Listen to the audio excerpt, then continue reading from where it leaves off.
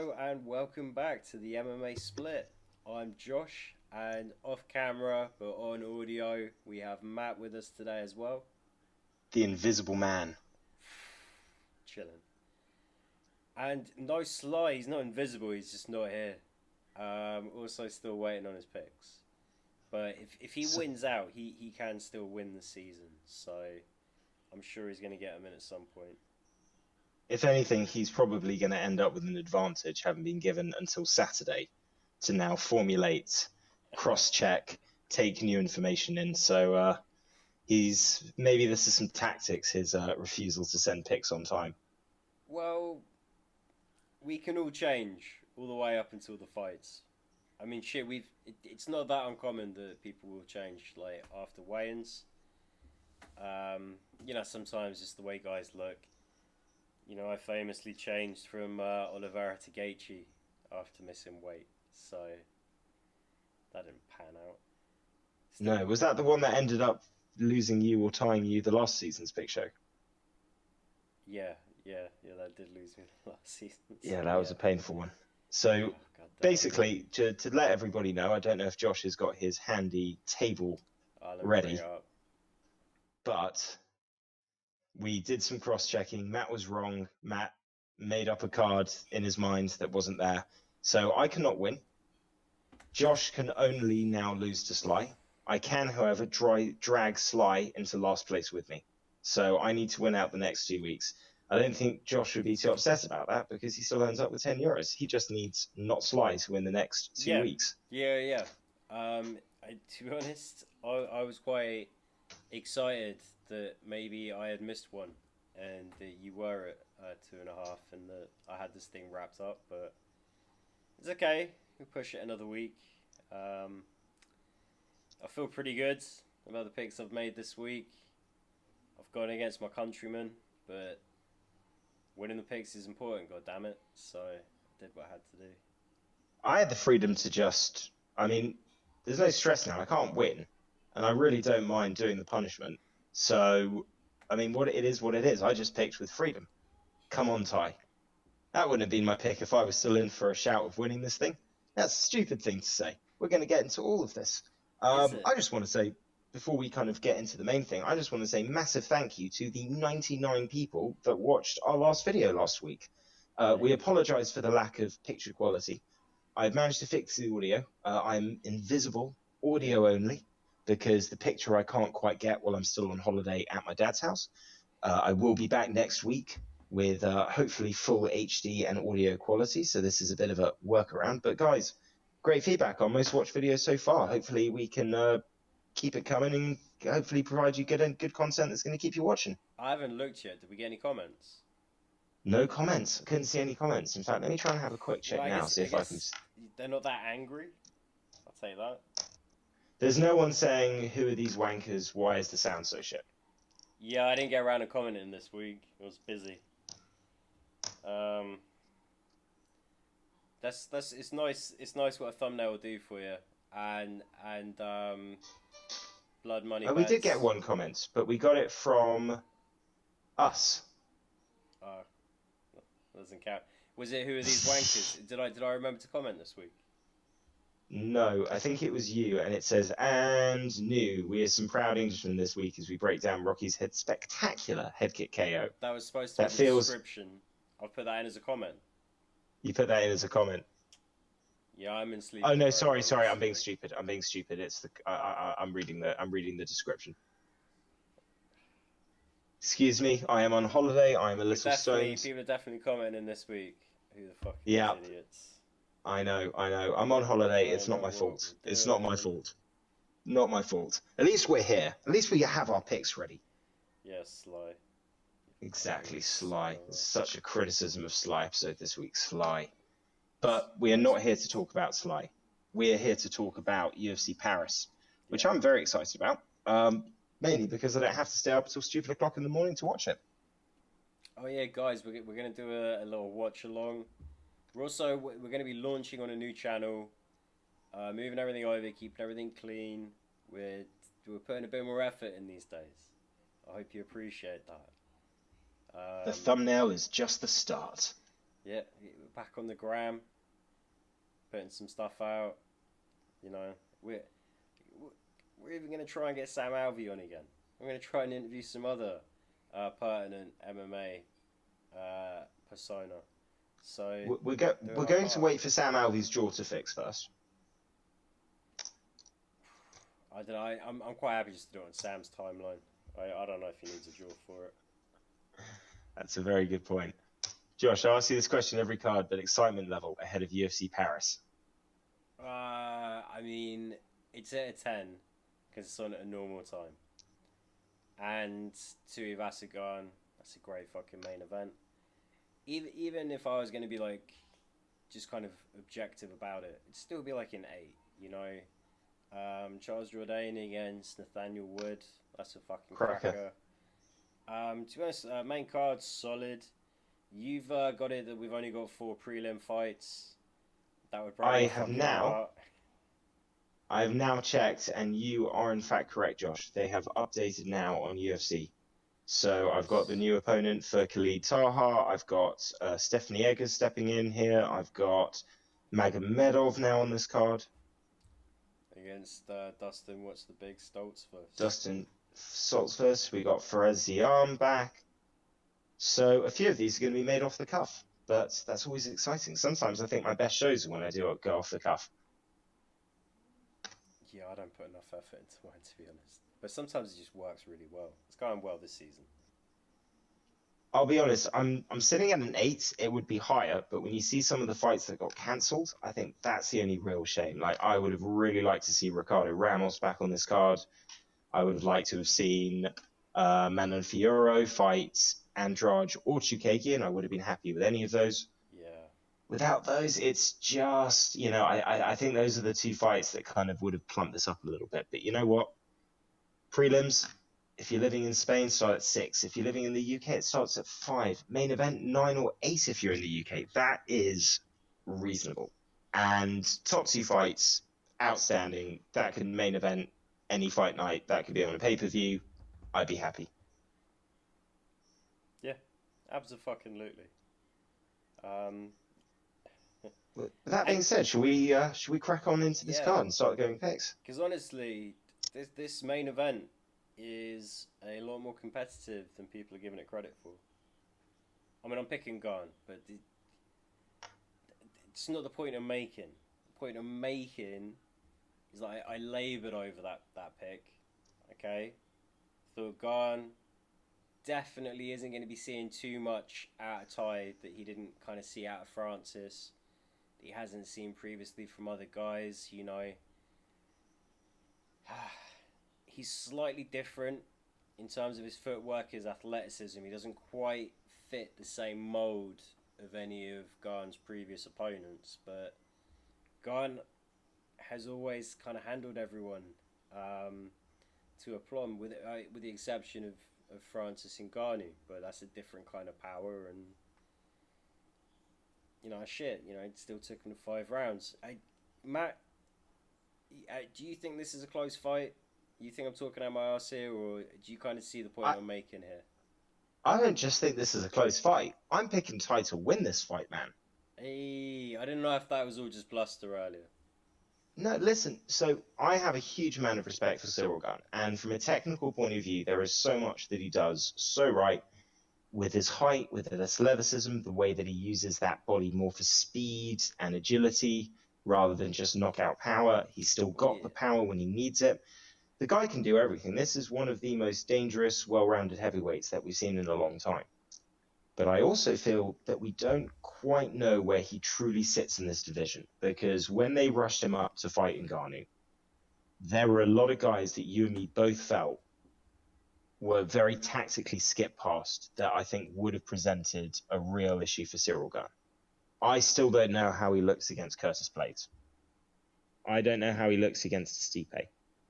I don't know how he looks against a Thai. And the key thing I keep thinking here is you can look at something like the Jairzinho fight. You can look at the Derek Lewis fight, and you can say, heavy hitting guys, he ran rings around them, made them look stupid, and just put on a masterclass. And that's true. But Ty is a little bit different. He's he can take a punch. He doesn't get frustrated. I think his hands are faster. I think his feet is faster. I think he's more willing to throw in combination. And I think his boxing fundamentals are far better. He's got the power, but he still has nice fundamentals, good technique that he applies. He's not just looking for big haymakers. And from a mental point of view, I think he's made so many strides in these last few years since he's been on his winning streak that I don't see him getting frustrated in the same way as I think those guys did. And I also don't think he's necessarily going to have to look for the one punch. I mean, if you look at something like the Derek Lewis fight, he didn't knock Derek Lewis out with something that he wound up. That was just from good, well-timed, clean elbows, landed at the right point, good counters, and the damage was done. So I don't think you're talking about the same animal. He's young, he's hungry, he's confident, and in all fairness, he's not necessarily got to worry about being taken out in the first 2 rounds. He's got time to make reads. He's got time to figure out how he's going to hurt him. The only real question for me is the 5 rounds, because I've barely seen Tai go 3. That's a problem. It is and it isn't, because if Ty is able to put that kind of pace in the first 3 rounds, then there's a good chance that Ty's either gonna be winning 3 rounds to nothing, or that he would have already finished him. I think Gane's going to be able to control the pace a little better, and like you say, I don't think Ty's going to be impatient or rush in. He's less technically sound than Volkov, but much faster, and he doesn't hit quite as hard as Jairzinho or Derek Lewis, but again, a lot faster and just a little bit more dynamic as well. He can kind of set his feet almost as quick as he can cover the ground, so he doesn't really need to wind up on shots in the same way, and he doesn't need to flow into combinations in the same way. It's all a little different for Gane. Ultimately, though, I think everything just kind of plays to Gane's strengths, and as long as Gane doesn't have an absolute shocker, as long as he turns up and puts a good shift in, he should, not easily, but he should on paper win 3 or 4 rounds, take a decision and not get caught in any risky moments. Tuivasa does a good job of taking sort of 50-50 moments, kind of getting in a phone box with him and just landing like cleaner shots and turning it into more of like a 60-40. Gane's not really going to get caught up in anything like that. Gane's going to be faster and slicker on the feet. He should be able to just maintain the distance unless he absolutely can't, at which point I think he's going to be the crisper striker. He should do more damage. I think Gane 5 rounds, but I like your pick a lot. I think Gane should definitely be the favourite. I think the argument I would make, that I think is the question I would like to see answered from Gane, is he doesn't counter-strike a lot. You see when he's up against heavy hitters, he's extremely safe. And you don't really see him. He'll retreat and he'll keep sort of running away to avoid blitz and move out and reposition. But you don't see him really lining up that perfect counter shot. Now, what happens with Jairzinho and Derek Lewis is eventually they just lost heart in trying to go for those blitz. I don't think Ty will. I think if he's really sensible, if he knows that when he goes forward, he can trust that Gane's not going to try and counter him. He's just going to try and escape and move position. If he's a little clever, I think that's going to be the moments where he can catch him. He's definitely an underdog, though. I mean, I'm picking Ty by knockout, but that's much more of what I would like to see happen than what I think is most likely to happen. But it can happen. And if people think this is going to be an easy fight, or if people think Gane should be like a 480 favourite or something like that, that's ridiculous. Yeah, actually, I checked the last line I saw. Gane minus 526. That's stupid. That's absolutely stupid. That is a little crazy. That makes no sense. Yeah. Because there's other things, there's the other factor that you always have to consider with a guy like Ty. And I know that I mentioned this when it came to Derek Lewis and I was wrong. But Ty's a fighter. Gane is a competitor and a martial artist and an athlete, but he's not as willing to kind of, you know, Yeah. go into the fire, trade shots, deal with things not going his way. And you could kind of see it a little bit in the Ngannou fight, where there were those little moments where you just needed to have more of a fighter's mentality, but he was very much competing. That's the question mark for me. If we watch on Saturday night on our live Twitch stream, please check it out on our Twitch channel. And Cyril Gane puts in another 5 round masterclass, I won't be surprised. But I also won't be surprised if Ty shocks the bookies and gets a knockout. Yeah, it's tempting to put a bit of money on that. I might do actually. That's a good shout. We'll see what beat the bookie says on that one before I confirm. Please subscribe to his channel. That Ty and Vittori together, that'd be quite tasty. Well, on that note, should we move on to the co-main event? Yeah, let's take a look. So co-main got Bobby Knuckles, Robert the Reaper Whittaker against Marvin, the get a real nickname, Vittori. Oh, the Italian dream. I'm not saying it. He can call himself what he wants, and to his face, I'd probably just repeat it because he's an absolute psycho.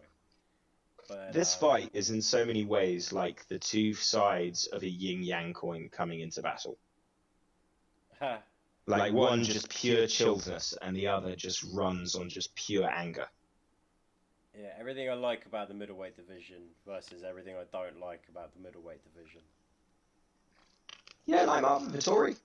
I like Marvin Vittori, but there's a lot that I don't like about him. And I would say that quite fairly surmises what I don't like about the middleweight division.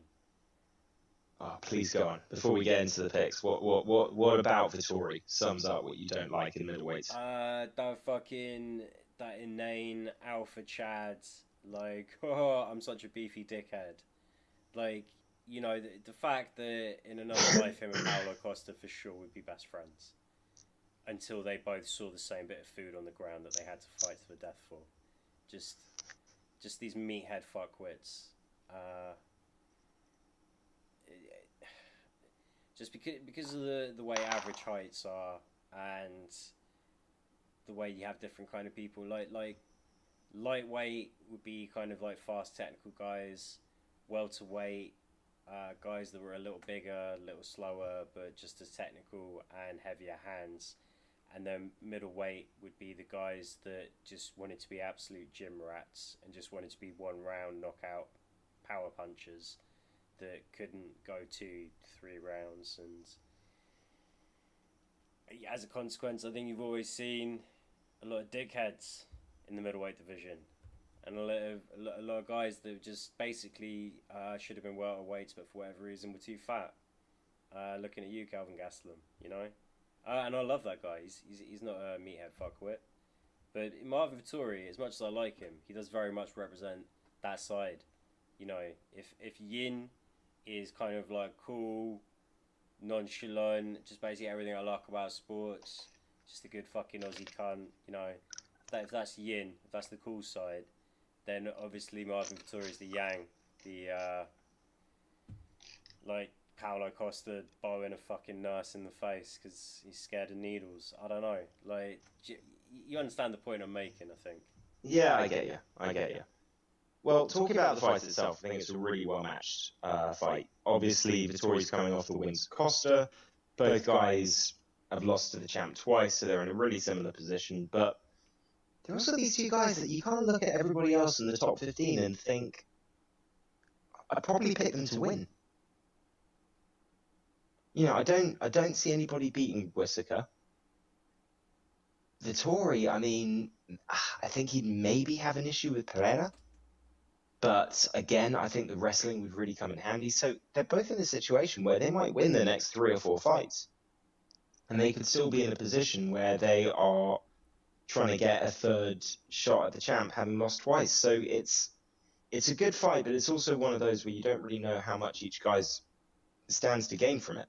Outside of a title fight, this is the best fight that you can have at 185 in the UFC right now.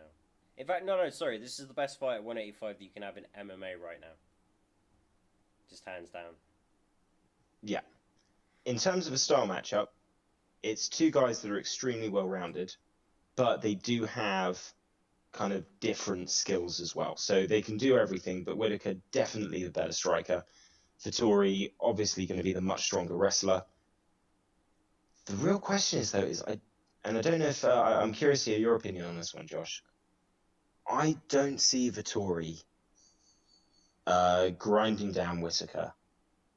Certainly not in a 3-round fight, and I really don't see him keeping him on the ground.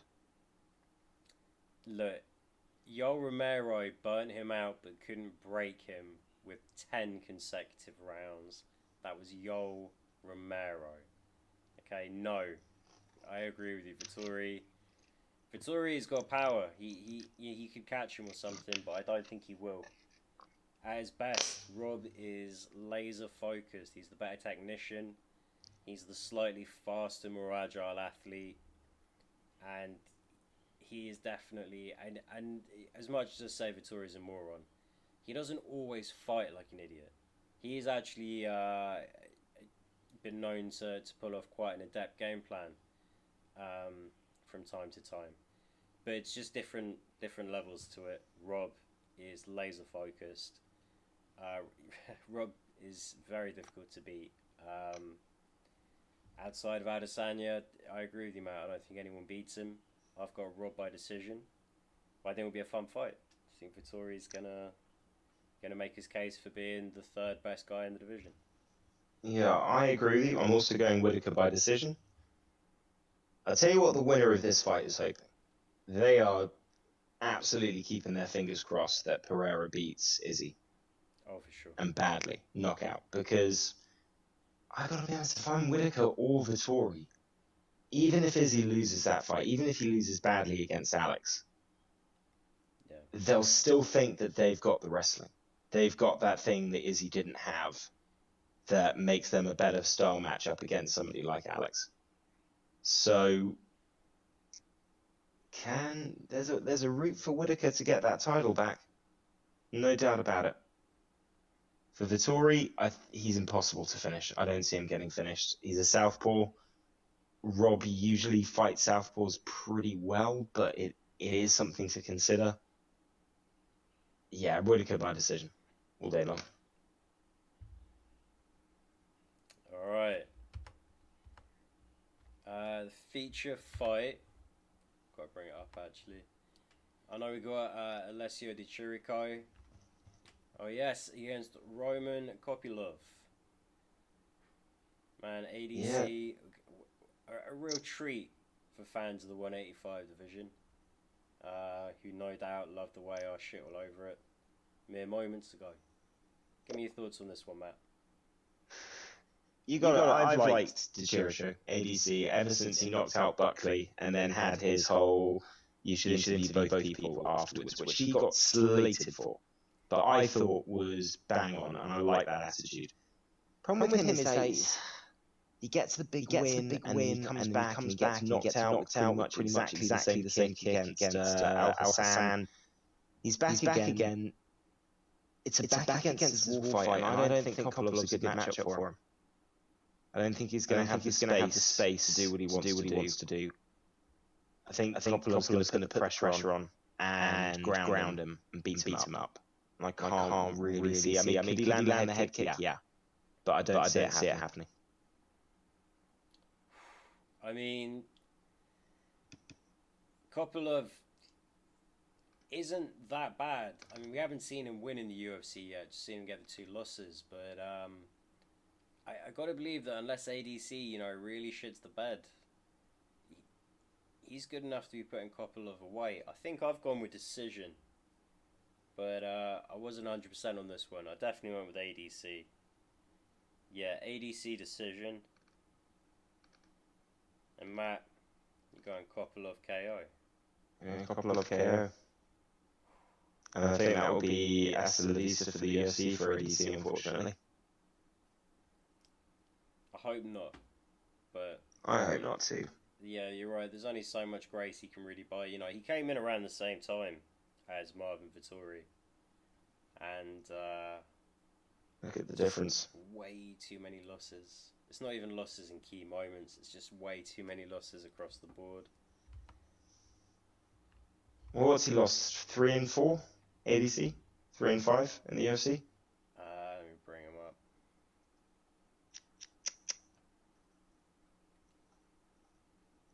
Six losses in the UFC. 4 wins, so 4 and 6. But it's always kind of one step forward, 2 steps backwards. Yeah, I mean, beat Bangbosi, Julian Marquez, then loses to Kevin Holland when Kevin Holland's hot. Mahmoud Muradov, fair enough. Loses to Zach Cummings, but in the wrong weight class and towards the end of Zach's career. Comes back with a win against Joaquin, and then, like you said, almost mirror image, knocked out by Al Hassan. I hope this is a real return to form. On paper, I just feel that fundamentally he's a better fighter than Kopylov. Well, I am nervous picking him now. You've made me feel that much. At least I've created some uncertainty. Should we move down the next fight? Yeah. So main card we've all got the same, right? It's just the prelims that I've got different. So I've got Nasrat Hakparast against John McDessie in this slot. You have indeed, and I'm very surprised if you and I are different on this one. You've gone with McDessie. No, I've gone Hakparast. Sure, I went Hakparast. No, I said I'd be very surprised if you and I were different on this one. Sorry, I had the lag, I had the echoes. I guessed at what you said. Sorry, Matt. You guessed wrong. Just trying to be a goddamn pro. Yeah, I like Hakparast, man. The loss to Dan Hooker, I still thought was close. I thought he kind of made Dan Hooker wrestle, which you don't see from him very often. Guy's well trained, tri-star. Faraz in his corner. Young, power. It's got everything he needs to win this fight. Yeah, McDessie on the flip side. A while ago, was a very dangerous fighter. That if he just won a few fights, you know, really kind of would have been that top 5 kind of discussion. But I kind of think like ever since like the Venata knockout, it's kind of been like a little different. I think Medeiros as well was the one where he broke his jaw. Even though he's been winning fights since then, he's only got the 1 loss. I just feel like his heart's not in it in the same way.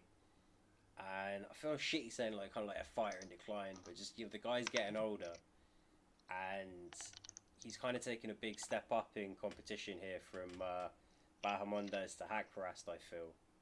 So I think Hakparast has just got a nice little tune-up fight. I agree with you. I'm saying knockout. I'm going decision, but you know, is what it is. And then I've got next William Gomi against Jarno Aarons. I've got that on the prelims, but who knows, right? Who knows? We'll take this one next then. So I think both debutants. Let me check it out. Gomi, coming through from Aries. I'll be honest, I've never heard of either guy.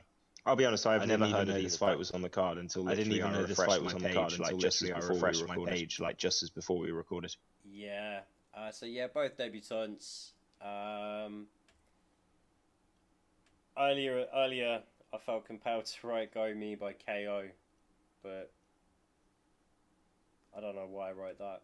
Which way you going, Matt? I hope this isn't. Gomi. I'm saying Gomi decision because it's a coin flip, mate. Don't know the guys, two debutants, anything can happen. Fuck it, let's go Gomi. Fair enough. Alright, so who have you got headline in the prelims? I've got Charles Jourdain taking on Nathaniel Wood. I did not enjoy picking this one. I didn't have any difficulty picking this in terms of what the obvious pick was, unfortunately. You just can't not pick him, can you? I mean, Nathaniel Wood looked really good last time out, but at 145, if he's gonna fight like that, try and sit inside the pocket, land good like body shots.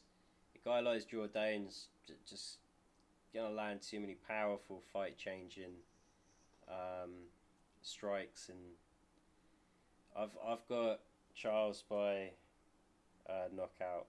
I'm sorry, Nathaniel. Can you see if I said knockout or if I said decision? I can't remember. Either way, I'm agreeing with you on Charles Jourdain. I love Nathaniel Wood. It's his second fight at featherweight.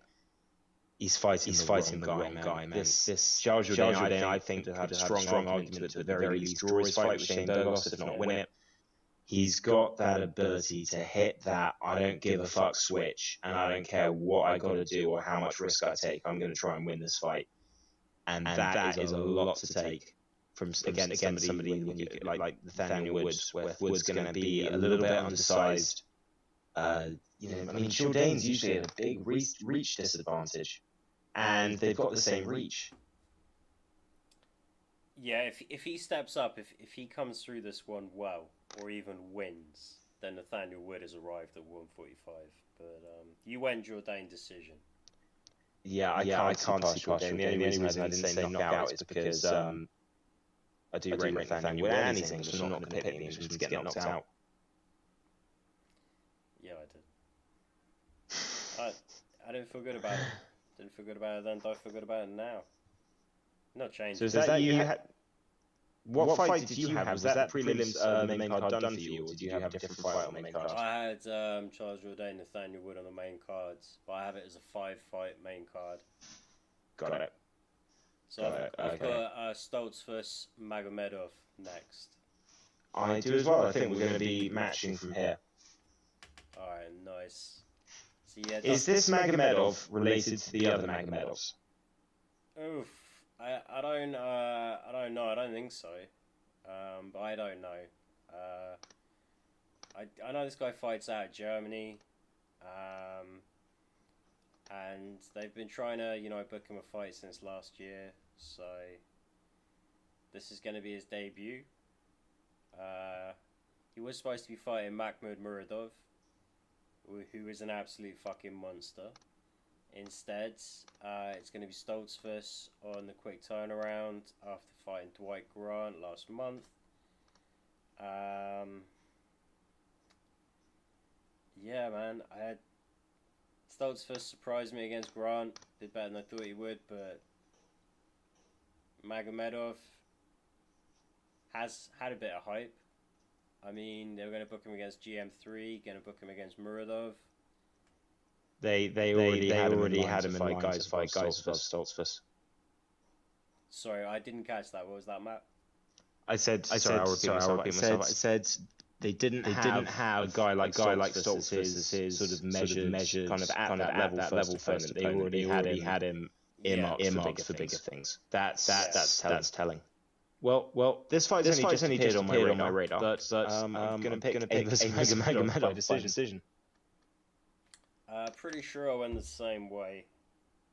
I haven't picked a lot of finishes on this card. I hope I'm wrong on that. Yeah, Magomedov decision. Solid. Next up, I've got Faraz Ziam taking on Michel Figlak. Nice. I've got the same one. And I know that you don't like to pick fighters you haven't seen before. I'm breaking my rule. Nice. I have actually seen this guy fight in Cage Warriors, but I only realised that when I was kind of looking through his fight history. That says more about my memory than it does about the impression this man potentially could have left on me. Your nickname's Mad Dog, undefeated record, coming from a decent promotion in Cage Warriors. For SCM, good fighter, no bum. Would like to back a local boy on the French cards. Got some good wins. Got some losses that make you think. I'm going with the Mad Dog. Figlak by decision. Yeah, I'm gonna go Figlak KO. I don't like picking guys I haven't seen, but I'm also for an undefeated record. So there you go. I like it. All right. Now, this is a fight that should not be slowed down on the card. No. I'm assuming this is wrong as well. This must be on the main card. this should be the feature fight. Yeah. Because it's Nasruddin Imavov who has been trying to fight everybody in the division.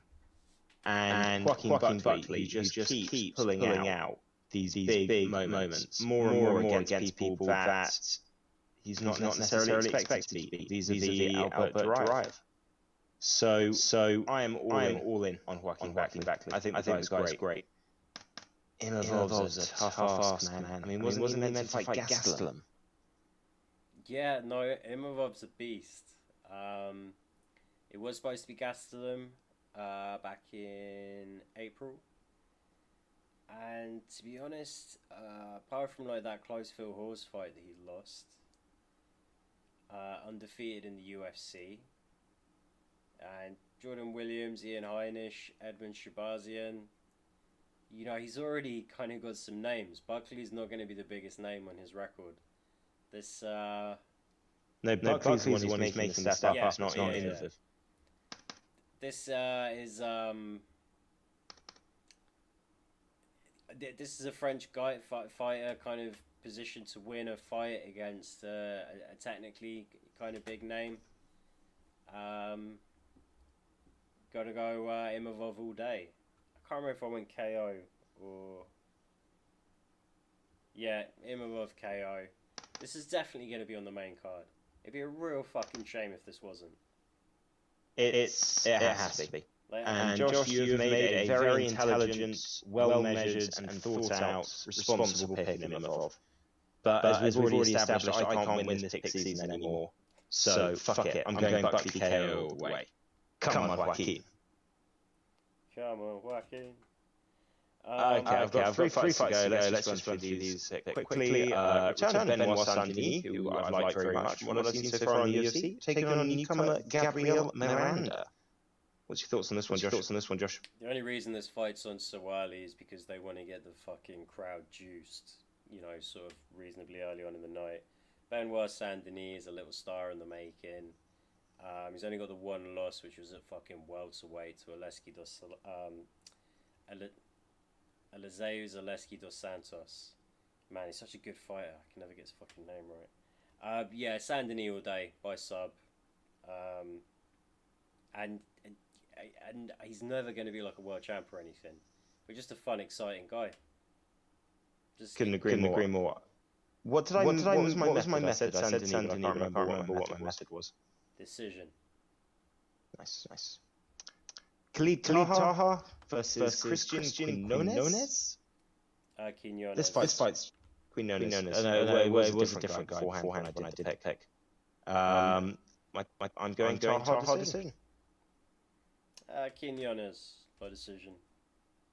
Why not? And Stephanie Egger taking on newcomer Aylin Perez. What's your pick on this one?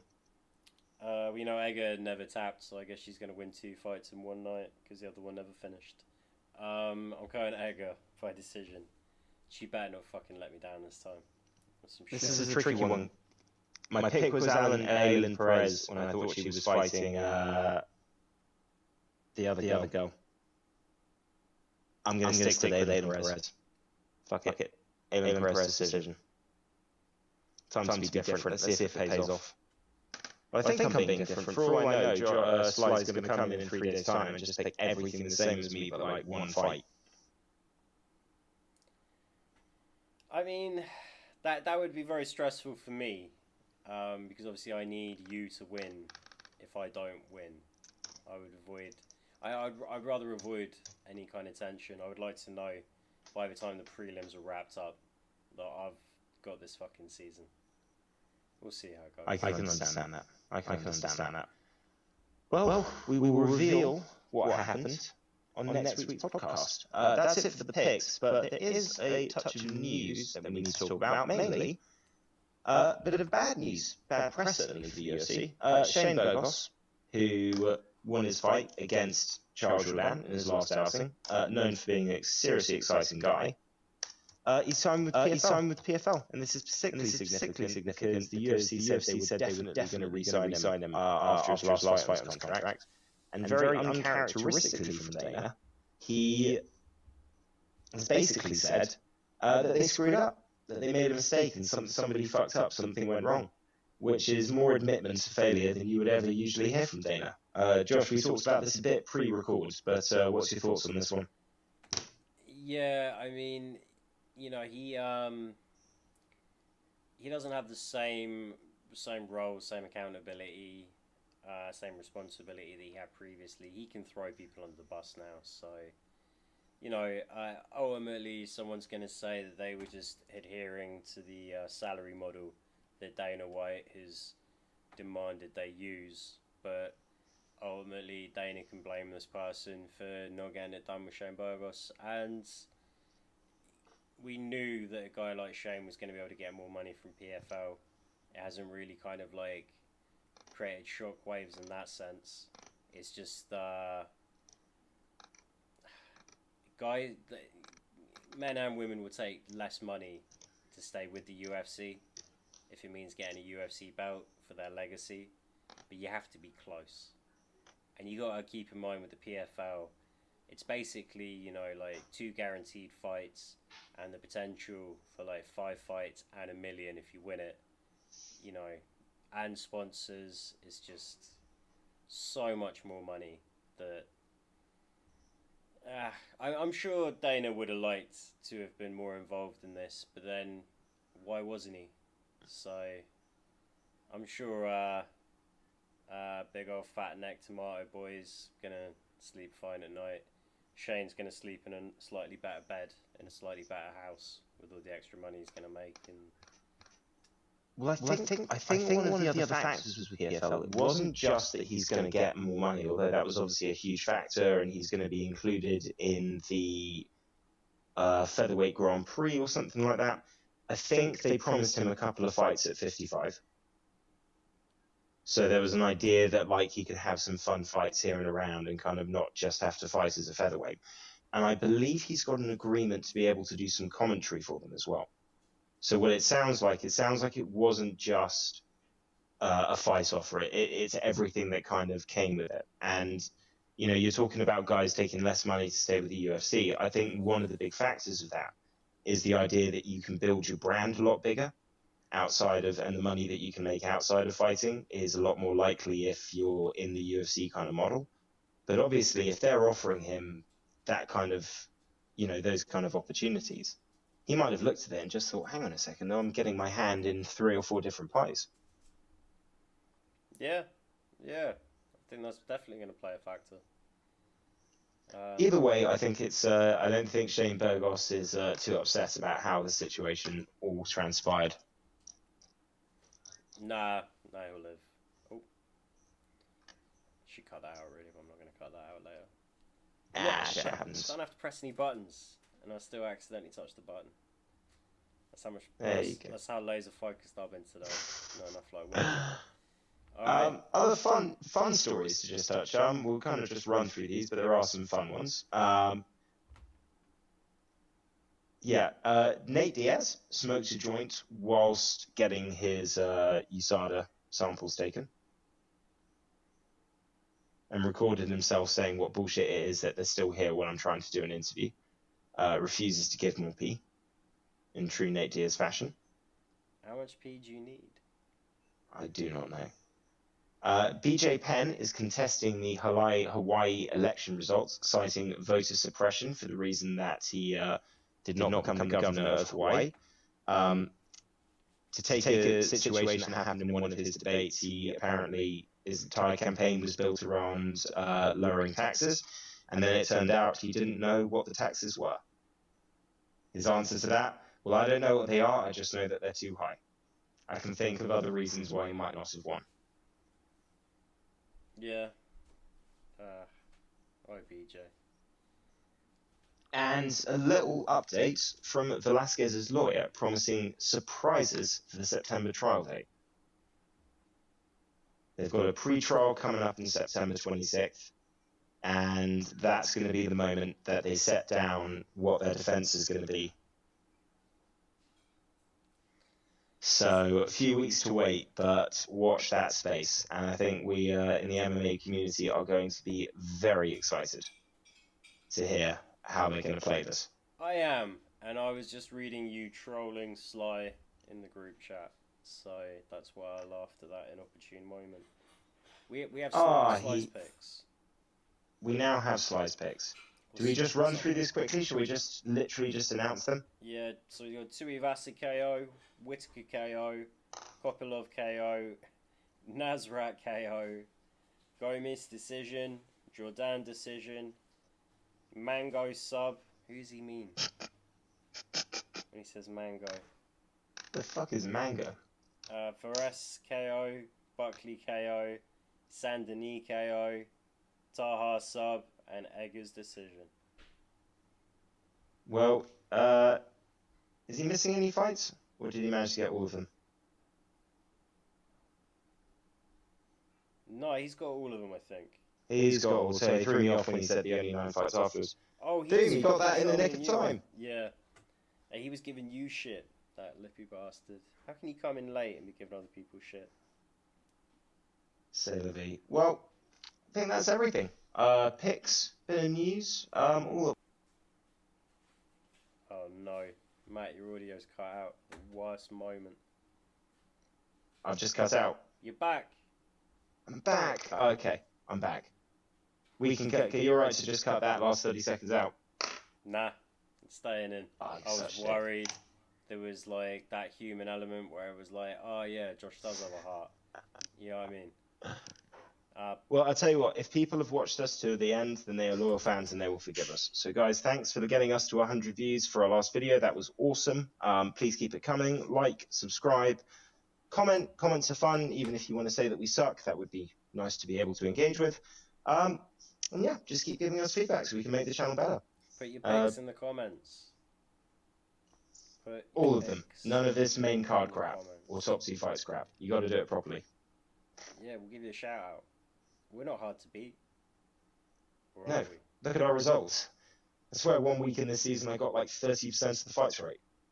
Yeah, we had a couple of bad. We mostly have good weeks. We had some bad weeks. That's why my Aki's never come off. Alright. That's why you shouldn't gamble. And on that note, guys, thanks for watching. Bye Dave, bye Larry, bye Trifo. Enjoy the fights. Peace. Peace, buddy.